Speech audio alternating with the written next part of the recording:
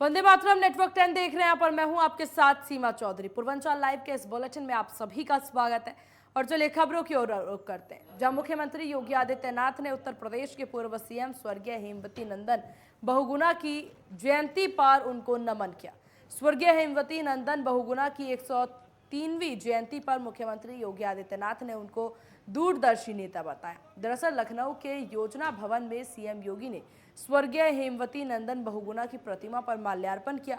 इस दौरान प्रयागराज की सांसद डॉक्टर रीता बहुगुणा जोशी, परिवहन मंत्री दयाशंकर सिंह, महापौर लखनऊ संयुक्ता भाटिया समेत अन्य लोग भी मौजूद रहे। वहीं सभी ने पुष्पांजलि भी अर्पित की।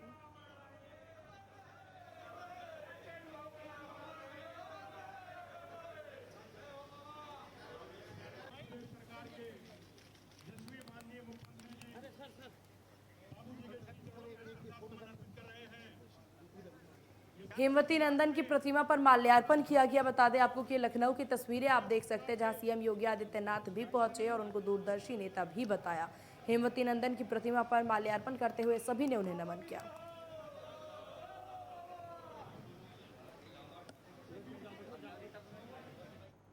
आजादी के अमृत महोत्सव पर नवोवेशी कृषि का कार्यशाला का आयोजन किया गया, जहां मुख्यमंत्री योगी आदित्यनाथ ने कार्यशाला को वर्चुअल तरीके से संबोधित किया।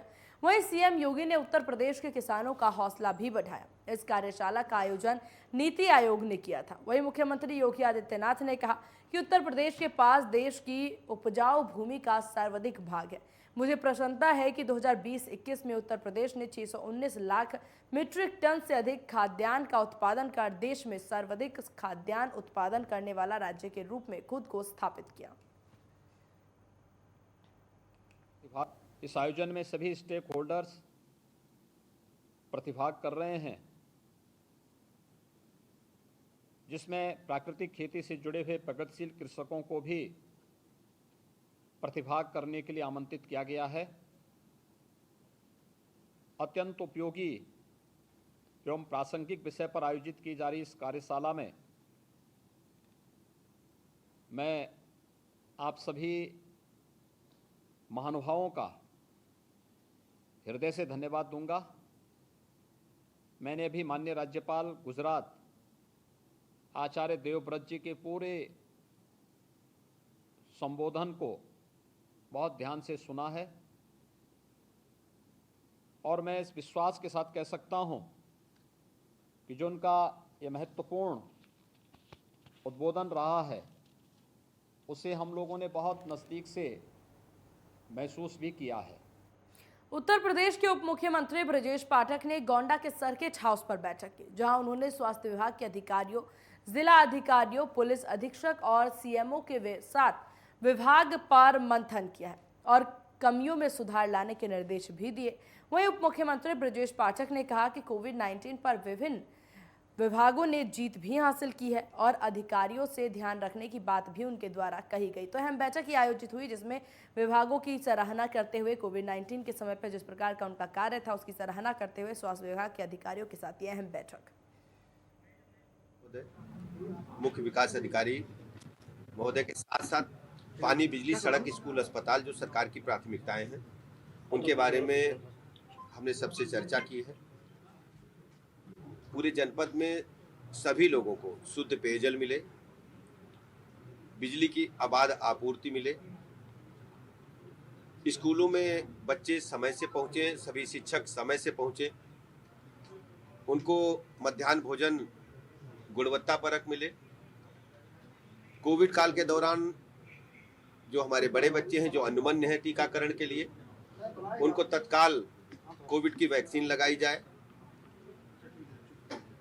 इसके साथ ही साथ सभी अस्पतालों में मरीजों के लिए स्ट्रेचर, व्हीलचेयर, शुद्ध पेयजल, मरीजों के साथ डॉक्टर अच्छा व्यवहार करें, पैरामेडिकल स्टाफ अच्छा व्यवहार करे, सभी चिकित्सक जो जिनकी ड्यूटी अस्पतालों में है, उनके ड्यूटी चार्ट लगाए जाएं, उनका नाम लिखा जाए। वहीं बांदा के देहात कोतवाली जमालपुर थाना अंतर्गत गुरेह गांव में एक तालाब में एक युवक के डूबने का मामला सामने आया। प्रशासन युवक को खोजने में लगी है, लेकिन अभी तक युवक का शव नहीं मिला है। फिलहाल मामले की जानकारी पुलिस को दे दी गई।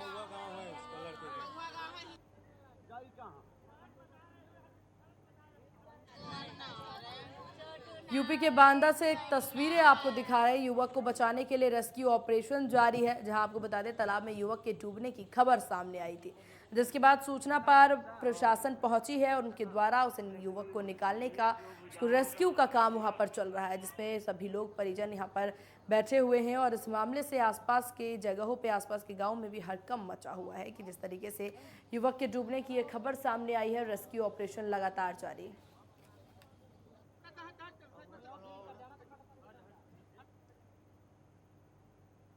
डिप्टी सीएम केशव प्रसाद मौर्य के बेटे के साथ मारपीट का मामला सामने आया है। दरअसल 48 लोगों के खिलाफ केस दर्ज किया गया है। 23 नामजद तो 25 अज्ञात के खिलाफ केस दर्ज किया गया। केशव प्रसाद मौर्य के लिए प्रचार कर रहे थे।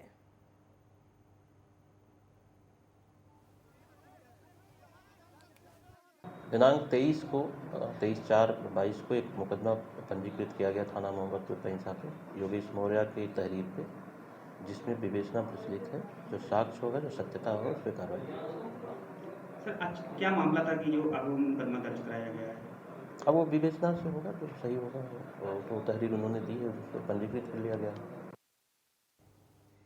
हमीरपुर में इंटर कॉलेज के सामने छात्रों के बीच हुई फायरिंग से हड़कंप मच गया। झगड़े के बीच लगभग 4 से 6 राउंड फायरिंग हुई।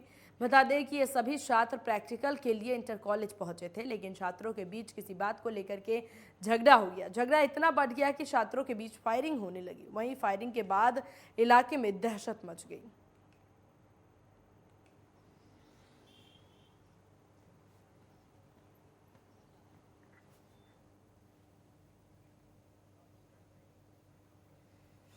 सीएम योगी के निर्देश पर महोबा में फरियादियों के लिए जनता दरबार लगाया गया है। पुलिस अधीक्षक कार्यालय में एसपी, एएसपी, सीओ ने दूर दराज के गांवों से आए फरियादियों की समस्याओं को सुनकर के हर संभव मदद का आश्वासन दिया।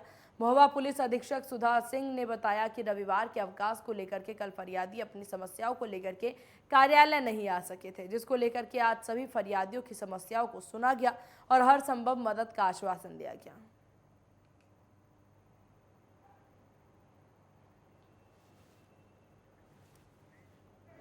आइए, नित्य की भांति जो है जन सुनवाई का हम लोग कार्यालय में बैठ के जनता की समस्याएं सुनते हैं। उसी के तहत आज सोमवार का दिन था, तो कल चूँकि रविवार का दिन रहता है, थोड़ी छुट्टी रहती है, इसलिए आज जो है ज़्यादा मात्रा में फरियादी आए थे। सभी एप्लीकेंट्स की बात को हम लोग सब अधिकारियों के साथ मैंने सुना है और सभी की समस्याओं को उचित निराकरण और निस्तारण किया जाएगा। वहीं प्रयागराज में हत्याओं का सिलसिला नहीं थम रहा। आज घर के बाहर सो रही एक महिला की धारदार हथियार से हत्या कर दी गई। हत्या की सूचना पर पुलिस मौके पर पहुंची और शव को कब्जे में लेकर के पोस्टमार्टम के लिए भेज दिया। ये मामला कोरबा थाना क्षेत्र के बलुआ गांव का है। शुरुआती छानबीन में प्रेम प्रसंग का मामला सामने आया है। महिला के मृत शरीर को तत्काल पोस्टमार्टम के लिए भिजवाया गया ताकि मौत का सही कारण स्पष्ट हो सके। इसी बीच परिजनों द्वारा तहरीर दी गई, जिसमें एक व्यक्ति पर हत्या का आरोप लगाया गया है। तत्काल ही उस तहरीर को मुकदमे में दर्ज किया जा रहा है और उस व्यक्ति की गिरफ्तारी पुलिस टीमों के द्वारा अथक प्रयास करके कर ली गई है। पूछताछ जारी है। इस घटना में जो भी दोषी निकल के आएगा उसको कतई बख्शा नहीं जाएगा।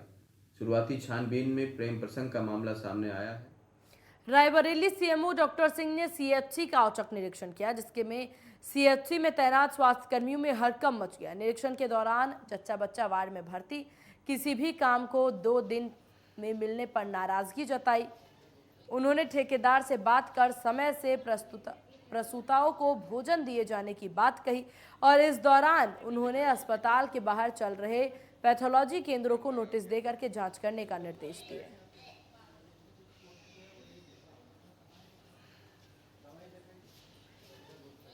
नहीं, निरीक्षण का ये कार्यक्रम चल ही रहा है। कई अस्पतालों का आज हो रहा है। अब सारी रिपोर्ट शाम तक आएगी और उसमें कैसे सुधार किया जाए। जाफराबाद थाना क्षेत्र के नयापुरा गांव में एक सिरफिरे बाप ने अपने 2 मासूम बच्चों को कुएं में डाल करके मार डाला। वहीं इस घटना से पूरे इलाके में सनसनी मच गई। वहीं सूचना मिलते ही पुलिस मौके पर पहुंचकर हत्यारे पिता को गिरफ्तार किया है। बच्चों के शव कुएं से निकलवा करके पोस्टमार्टम के लिए भेज दिया। बताया जाता है कि इरफान 5 वर्ष पूर्व सऊदी अरब से वापस लौटा था। उसके बाद से उसकी मानसिक स्थिति खराब चल रही थी। आज दोपहर में बच्चे घर के बाहर खेल रहे थे और मां शाहीन बीड़ी बना रही थी। इसी बीच सरफान ने पहले बेटी को कुएं में फेंक दिया, उसके बाद बेटे को कुएं में फेंक दिया। जब मां बच्चों को खोजने लगी तो खुद पिता ने ही बताया कि मैंने ही दोनों को कुएं में डाल दिया। सूचना पर पहुंची पुलिस ने बच्चे को शव को कुएं से निकलवा करके पोस्टमार्टम के लिए भेज दिया।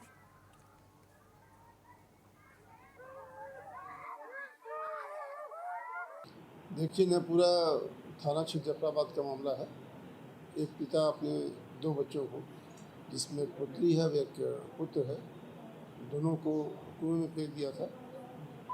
बाद में शोर होने पे जब गाँव वालों ने बताया, पुलिस पहुंची, दोनों को निकलवा के आवश्यक विधि कार्रवाई की गई, पंचायतनामा पोस्टमार्टम में कार्रवाई की गई है और उसमें जो पिता है वो जिला से पीड़ितों से पूछताछ की जा रही है। और इन्हीं खबरों के साथ यहाँ रुकते हैं एक बहुत छोटे से ब्रेक के लिए। ब्रेक के बाद भी जल्द होंगे हाजिर।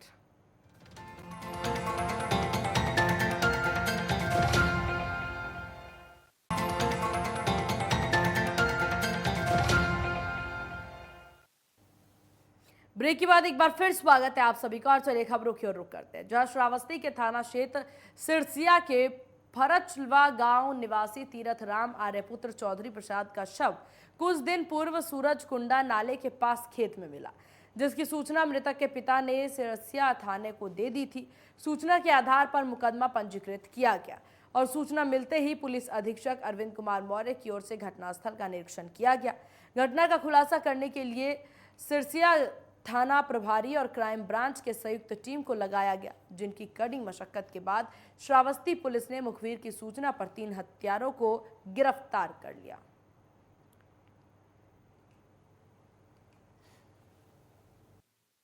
दिनांक 18/4/2022 को तीरथ राम आर्य की हत्या के संबंध में थाना सिरसिया पर मुकदमा अपराध संख्या 75/2022 धारा 302 IPC पंजीकृत किया गया था, जिसमें परिवार वालों ने आज्ञा राम को संदेह व्यक्त किया था उसके ऊपर, किंतु विवेचना से पाया गया कि यह जो है आसनाई का प्रकरण है और इलिसिट रिलेशन के कारण रिंकू गुप्ता और यमुना प्रसाद तथा जगन्नाथ उर्फ मिस्त्री, इन 3 व्यक्तियों ने मिलकर उस तीरथ राम आर्य की हत्या किया था।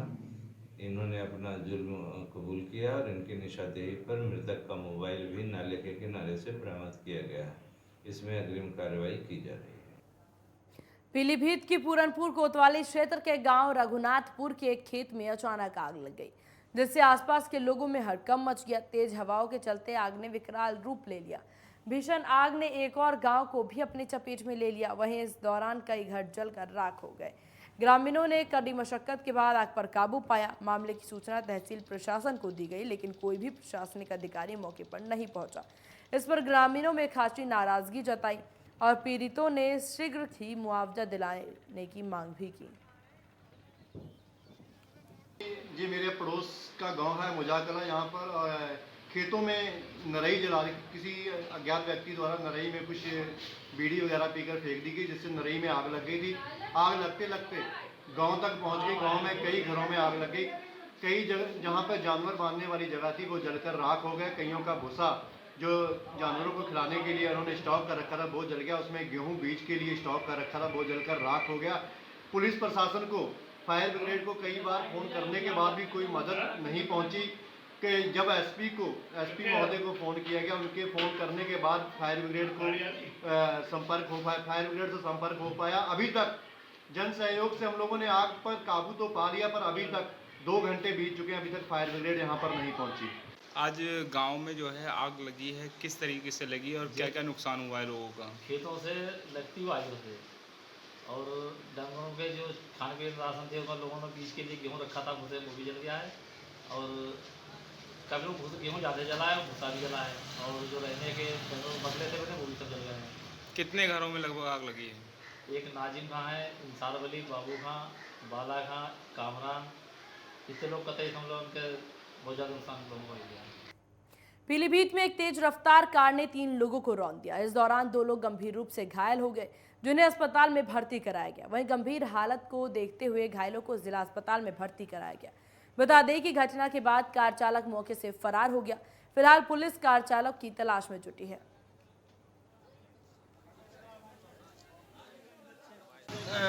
बड़ी तीव्र गति से चौकी के पीछे जो स्थित प्रांगण है उसमें रेलवे स्टेशन का, उसमें एक कार चालक जो कि किसी विभाग उसमें बताया जा रहा है, वो गाड़ी को बड़ा तेज़ गति से लेके आया। वहाँ पर कुछ लोग खड़े हुए थे, आपस में चर्चा कर रहे थे और भिड़ंत इतनी तेज़ थी कि वो चारों को जो है दुर्घटनाग्रस्त चारों हो गए। दीवार टूट गई, पाइप टूट गया। मौके पर हम सारे लोग मौजूद थे, सभासद नदीम अंसारी थे, हम थे और सारे साथी थे। तो उनको लाके अस्पताल लाया गया, इलाज चल रहा है और चालक मौके से फरार हो गया। मैं ये चाहता हूँ कि कड़ी कानूनी कार्रवाई की। उत्तर प्रदेश में योगी की पुलिस का ऑपरेशन लांगड़ा तेज हो गया है। अमेठी में एसओजी टीम और आधा दर्जन बदमाशों के बीच मुठभेड़ हुई, जिसमें एसओजी प्रभारी समेत 2 बदमाशों को गोली लगी है। वहीं सभी को जगदीशपुर सीएससी में भर्ती कराया गया। 4 अन्य बदमाशों के पास से पुलिस को अवैध असलह मिले हैं। आपको बता दें कि कुछ दिन पूर्व आलमारी लूट करके फरार हुए बदमाशों की सूचना एसओजी टीम को मिली थी, जिस पर एसओजी टीम ने मुसाफिर खाना थाना क्षेत्र के कदुआ नाला के पास नाकाबंदी कर अपराधियों के साथ मुठभेड़ किए थे। वहीं फायरिंग के दौरान अपराधियों के पैरों में गोली मारी गई थी। देखिए, आज शाम लगभग 9:30 बजे एसओजी टीम को सूचना मिली कि काले स्कॉर्पियो से लखनऊ की तरफ से कुछ बदमाश चले आ रहे हैं। इस सूचना पर एसओजी टीम और जगदीशपुर टीम, मुसाफिराना टीम ने उस गाड़ी को रोकने का प्रयास किया, तो पुलिस टीम पर उन्होंने फायरिंग कर दी और भागने लगे। जब अभी फायरिंग में 2 बदमाशों को पैर में गोली लगी है। एसओजी प्रभारी भी घायल हुए हैं। इनके कब्जे से 3 तमंचे, 315 बोर के, एक 12 बोर बरामद हुआ है। इलाज चल रहा है, खतरे से भी बाहर है। तो महेश सिंह है, इस पर गैंगस्टर में 25,000 का इनाम है। महेश सिंह पे 13 मुकदमे हैं और कुल 6 बदमाश गिरफ्तार हुए हैं। एक अनुज प्रताप सिंह भी घायल हुआ है, पैर में गोली लगी है।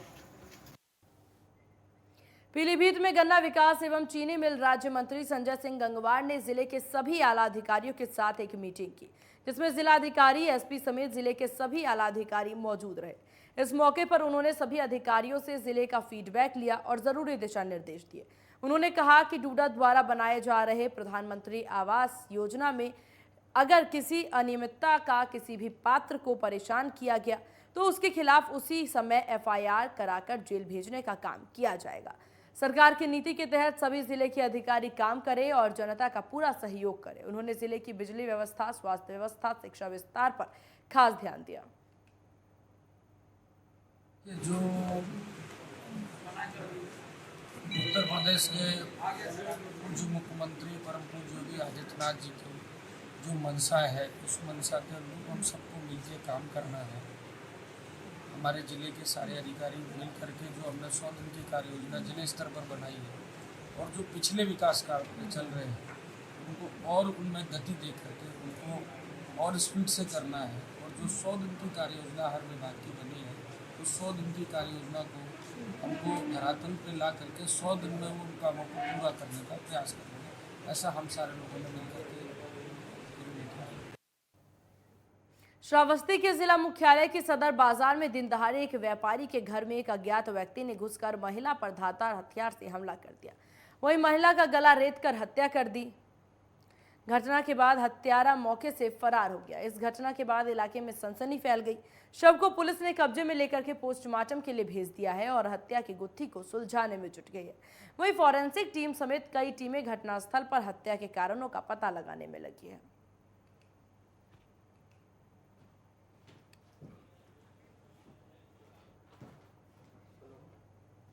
कौशाम्बी में गांजा की तस्करी करने वाले अंतर्राज्यीय गैंग के 3 तस्करों को आबकारी, एसटीएफ लखनऊ और कौशाम्बी पुलिस की संयुक्त टीम ने गिरफ्तार किया। वहीं पुलिस ने पकड़े गए तस्करों के पास से 79 किलो गांजा बरामद किया है। बरामद गांजे की कीमत करीब 8 लाख रुपए बताई जा रही है। पुलिस ने सभी अभियुक्तों के खिलाफ एनडीपीएस एक्ट के तहत एफआईआर दर्ज कर न्यायिक हिरासत में जेल भेज दिया है।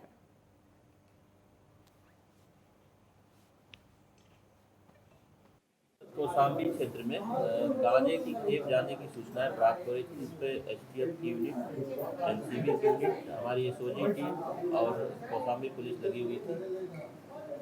आज इसमें हमें सफलता मिली है। करीब 79 किलो गांजा बरामद हुआ है, जिसकी अनुमानित कीमत करीब 12 लाख रुपये है और 3 अभियुक्त, 1 स्विफ्ट डिजायर बरामद हुई है, जिसको आज रिमांड पर भेजा जा रहा है। फिर अग्रिम विधिक कार्रवाई पूरी कर ली जाएगी। हरदोई की पुलिस ने एक ऐसे लूटपाट करने वाले गैंग का खुलासा किया है जो लग्जरी गाड़ी में एक महिला और मासूम बच्चे को बिठाकर उसके धोखे में रास्ते में सवारी बिठा लेते हैं और सवारी के साथ लूटपाट और मारपीट करके उसे बीच रास्ते में फेंक कर फरार हो जाते हैं। वहीं पुलिस ने गैंग के सरगना समेत उसकी पत्नी समेत 4 लोगों को गिरफ्तार किया है। पुलिस ने आरोपियों के कब्जे से बीते दिनों इसी तरह लूट के 27,000 रुपये नगद, लूटा मोबाइल फोन के अलावा अवैध शस्त्र और स्मैक के साथ साथ घटना में प्रयोग करने वाली लग्जरी कार भी बरामद की है।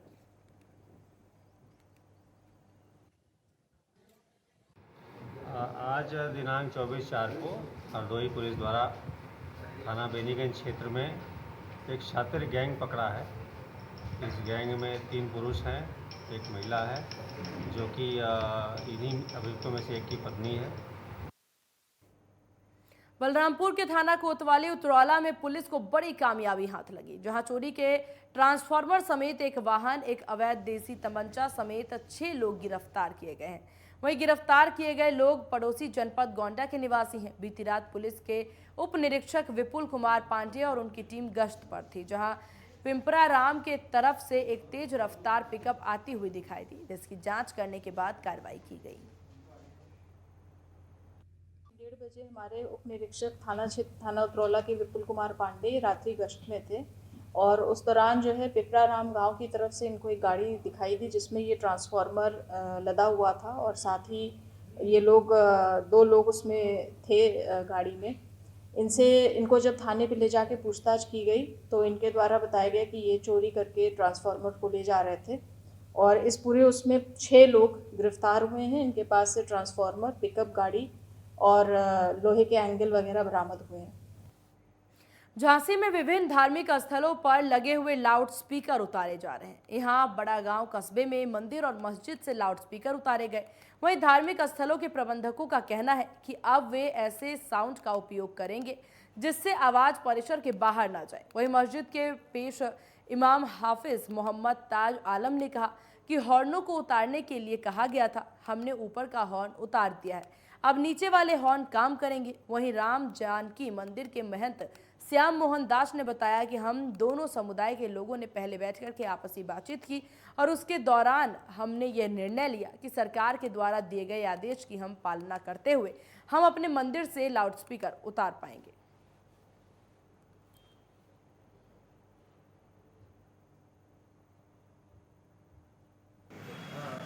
यही है कि मतलब अपनी इच्छा से इस तरह का कि माहौल को देखते हुए और यहाँ पर ये हुआ है कि अपने मस्जिदों में जो माइक या हारन जो ऊँचे लगे हुए थे उनको जो है तो उतार दिया गया है, क्योंकि कई जगह पर इस तरह के माहौल बना हुआ है कि दंगे वगैरह हुए हैं, कुछ भी हुए, तो हम लोग अपनी सेफ्टी के हिसाब से उस चीज़ को मतलब अपने मस्जिद के अंदर ही का जो परिसर का हिस्सा है उसी तक रखा है, वहीं तक हद रखा है और बाकी जो ऊपर जो हारन वगैरह लगे थे उनको हम लोगों ने उतरवा दिए हैं।